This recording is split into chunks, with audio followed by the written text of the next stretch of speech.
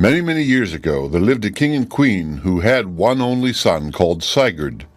When the little boy was only 10 years old, the queen, his mother, fell ill and died, and the king, who loved her dearly, built a splendid monument to his wife's memory, and day after day he sat by it and bewailed his sad loss. One morning, as he sat by the grave, he noticed a richly dressed lady close to him. He asked her name, and she answered that it was Ingeborg, and seemed surprised to see the king there all alone. Then he told her how he had lost his queen, and how he came daily to weep at her grave. In return, the lady informed him that she had lately lost her husband, and suggested that they might both find it a comfort if they made friends. This pleased the king so much that he invited her to his palace, where they saw each other often, and after a time he married her. After the wedding was over, he soon regained his good spirits, and used to ride out hunting as in old days. But Sigurd, who was very fond of his stepmother, always stayed at home with her. One evening Ingeborg said to Sigurd, "Tomorrow your father is going out hunting, and you must go with him." But Sigurd said he would much rather stay at home, and the next day, when the king rode off, Sigurd refused to accompany him. The stepmother was very angry, but he would not listen, and at last she assured him that he would be sorry for his disobedience, and that in the future he had better do as he was told. After the hunting party had started, she hid Sigurd under her bed, and bade him be sure to lie there still until she called him. Sigurd lay very still for a long while, and was just thinking it was no good staying there any more, when he felt the floor shake under him as if there were an earthquake, and peeping out, he saw a great giantess wading along ankle-deep through the ground, and ploughing it up as she walked. "Good morning, Sister Ingeborg," cried she as she entered the room. "Is Prince Sigurd at home?" "No," said Ingeborg. "He rode off to the forest with his father this morning." And she laid the table for her sister and set food before her. After they had both done eating, the giantess said, "Thank you, sister, for your good dinner. The best lamb, the best can of beer, and the best drink I have ever had. But is not Prince Sigurd at home?" Ingeborg again said, "No," and the giantess took leave of her and went away. When she was quite out of sight, Ingeborg told Sigurd to come out of his hiding place. The king returned home at night, but his wife told him nothing of what had happened, and the next morning she again begged the prince to go out hunting with his father. Sigurd, however, replied as before that he would much rather stay at home. So once more the king rode off alone. This time Ingeborg hid Sigurd under the table and scolded him well for not doing as she bade him. For some time he lay quite still, and then suddenly the floor began to shake, and a giantess came along wading halfway to her knees through the ground. As she entered the house, she asked, as the first one had done, "Well, Sister Ingeborg, is Prince Sigurd at home?" "No," answered Ingeborg. "He rode off hunting with his father this morning." And, going to the cupboard, she laid the table for her sister. When they had finished their meal, the giantess rose and said, "Thank you for all these nice dishes, and for the best lamb, the best can of beer, and the nicest drink I have ever had. But is Prince Sigurd really not at home?" "No, certainly not," replied Ingeborg, and with that they took leave of each other. When she was well out of sight, Sigurd crept from under the table, and his stepmother declared that it was most important that he should not stay at home next day. But he said he did not see what harm could come of it, and he did not mean to go out hunting. And the next morning, when the king prepared to start, Ingeborg implored Sigurd to accompany his father. But it was all no use. He was quite obstinate and would not listen to a word she said. "You will have to hide me again," said he. So no sooner had the king gone than Ingeborg hid Sigurd between the wall and the paneling, and by there was heard once more a sound like an earthquake, as a great giantess, wading knee-deep through the ground, came in at the door. "Good day, Sister Ingeborg," she cried in a voice like thunder. "Is Prince Sigurd at home?" "Oh, no," answered Ingeborg. "He is enjoying himself out there in the forest. I expect it will be quite dark before he comes back again." "That's a lie," shouted the giantess. "Quite," said Ingeborg. "I've told you already that he rode off with his father this morning to hunt in the forest." At this, the giantess roared out with a terrible voice, "If he is near enough to hear my words, I lay this spell on him. Let him be half scorched and half withered, and may he have neither rest nor peace till he finds me." And with these words, she stalked off. For a moment, Ingeborg stood as if turned to stone. Then she fetched Sigurd from his hiding place, and to her horror, there he was, half scorched and half withered. "Now you see what has happened through your own obstinacy," said she. "But we must lose no time, for your father will soon be coming home."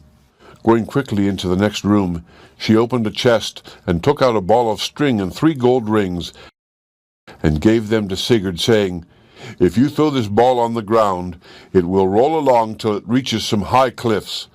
There you will see a giantess looking out over the rocks. She will call down to you and say, 'Ah, this is just what I wanted. Here is Prince Sigurd. He shall go into the pot tonight.' But don't be frightened by her. She will draw you up with a long boat hook, and you must greet her from me and give her the smallest ring as a present. This will please her, and she will ask you to wrestle with her. When you are exhausted, she will offer you a horn to drink out of, and though she does not know it, the wine will make you so strong that you will easily be able to conquer her. After that, she will let you stay there all night. The same thing will happen with my 2 other sisters. But above all, remember this. Should my little dog come to you and lay his paws on you with tears running down his face, then hurry home, for my life will be in danger. Now, goodbye, and don't forget your stepmother." Then Ingeborg dropped the ball on the ground, and Sigurd bade her farewell. That same evening the ball stopped rolling at the foot of some high rocks, and on glancing up, Sigurd saw the giantess looking out at the top. "Ah, just what I wanted," she cried out when she saw him. "Here is Prince Sigurd. He shall go into the pot tonight. Come up, my friend, and wrestle with me." With these words, she reached out a long boat hook and hauled him up the cliff.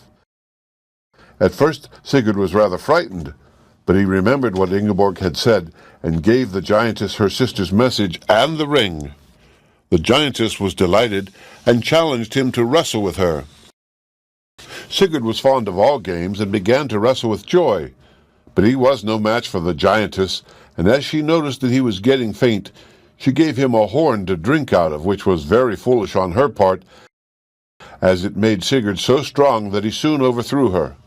"You may stay here tonight," said she, and he was glad of the rest. Next morning, Sigurd threw down the ball again, and away it rolled for some time, till it stopped at the foot of another high rock. Then he looked up and saw another giantess, even bigger and uglier than the first one, who called out to him, "Ah, this is just what I wanted. Here is Prince Sigurd. He shall go into the pot tonight. Come up quickly and wrestle with me." And she lost no time in hauling him up. The prince gave her his stepmother's message and the second largest ring. The giantess was greatly pleased when she saw the ring, and at once challenged Sigurd to wrestle with her. They struggled for a long time, until at last Sigurd grew faint. So she handed him a horn to drink from, and when he had drunk he became so strong that he threw her down with one hand. On the 3rd morning Sigurd once more laid down his ball, and it rolled far away, till at last it stopped under a very high rock indeed, over the top of which the most hideous giantess that ever was seen looked down. When she saw who was there, she cried out, "Ah ha ha! This is just what I wanted. Here comes Prince Sigurd. Into the pot he goes this very night. Come up here, my friend, and wrestle with me." And she hauled him up, just as her sisters had done. Sigurd then gave her his stepmother's message and the last and largest ring. But instead of mounting Gullfaxi as she expected, Sigurd stood still. "And the sword," he said, looking fondly up to the place where it hung. "My father is a king, but he has not got any sword so beautiful as that. Why, the jewels in the scabbard are more splendid than the big ruby in his crown. Has it got a name? Some swords have, you know." "Father says he would rather lose Gullfaxi than lose them," replied Helga. "For if the man who rides the horse is pursued, he has only to throw the twig behind him, and it will turn into a forest so thick that even a bird could hardly fly through. But if his enemy happens to know magic and can throw down the forest, the man has only to strike the stone with his stick, and hailstones as large as pigeons' eggs will rain down from the sky and will kill everyone for 20 miles round." Having said all this, she allowed Sigurd to ride just once round the house, taking the sword and other things with him. But when he had ridden round, instead of dismounting, he suddenly turned the horse's head and galloped away. Soon after this, Helga's father came home and found his daughter in tears. He asked what was the matter, and when he heard all that had happened, he rushed off as fast as he could to pursue Sigurd. Now, as Sigurd happened to look behind him, he saw the giant coming after him with great strides, and in all haste he threw the twig behind him. Immediately, such a thick wood sprang up at once between him and his enemy that the giant was obliged to run home for an axe with which to cut his way through. The next time Sigurd glanced round, the giant was so near that he almost touched Gullfaxi's tail. In an agony of fear, Sigurd turned quickly in his saddle and hit the stone with the stick. No sooner had he done this than a terrible hailstorm burst behind, and the giant was killed on the spot. But had Sigurd struck the stone without turning round, the hail would have driven right into his face and killed him instead.